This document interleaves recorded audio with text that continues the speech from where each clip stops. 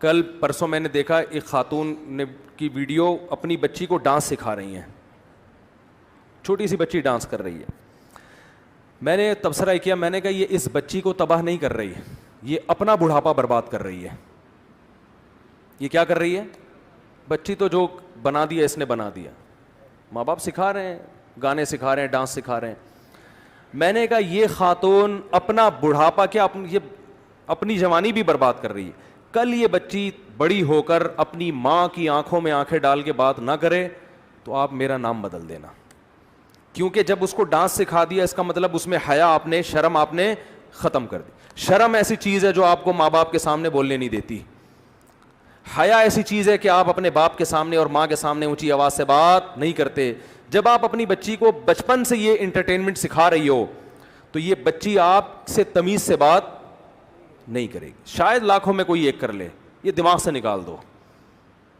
یہ گلے میں پرس لٹکائے گی, امی کو ٹاٹا کرتی ہوئی چلی جائے گی, امی میں جا رہی. بندہ آیا ہوا ہے بائک لے کے, کافی دیر سے کھڑا ہوا ہے.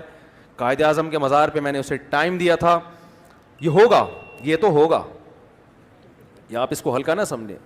وہ کہے گی امی میں نے قائد اعظم کے مزار پہ ٹائم دیا ہوا تھا, وہ گھنٹے سے بیٹھا ہوا ہے, اس نے بندہ بھجوا دیا ہے, بلکہ خود چل کے آ گیا ہے. بلکہ یہ بھی بڑی بات ہے, امی بیٹھک کھلوائیں, بندے کو بٹھائیں اندر.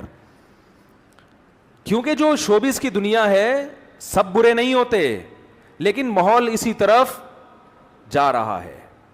فیوچر یہی ہے. میں نہیں کہہ رہا جو بھی شوبز کی دنیا میں وہ غلط ہے, یہ ہرگز الزام نہیں لگا رہا میں, لیکن جو نئی جنریشن جب آئی ہے نا, جب یہ اس تک پہنچے گی تو یہ سب کچھ ہو چکا ہوگا, تو آپ کو ٹاٹا کرے گی. وہ کہے گی آپ میری زندگی میں انٹرفیئر نہ کریں. تو ماؤں کو خدا کی قسم چیختے ہوئے دیکھا ہے میں نے, سر دیواروں سے مارتے ہوئے اپنی زندگی میں دیکھا ہے ہم نے کہ کیا ہو رہا ہے.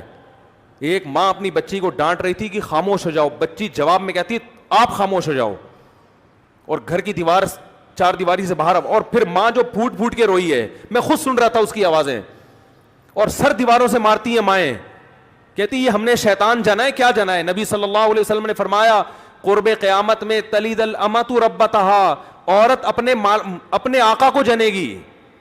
عورت جس بیٹی کو جنے گی وہ بیٹی اس ماں پہ حکومت کرے گی. خدا کی قسم ہم اپنے خاندانوں میں اس کا تصور نہیں کر سکتے تھے کہ میں اپنے باپ سے کہوں کہ آپ چپ ہو جاؤ, یا میں اپنی ماں سے کہوں کہ آپ چپ ہو جاؤ. مجھے یاد نہیں پڑتا کہ میں نے کبھی اپنی ماں سے یہ کہا کہ آپ چپ ہو جاؤ, مجھے یاد نہیں پڑتا.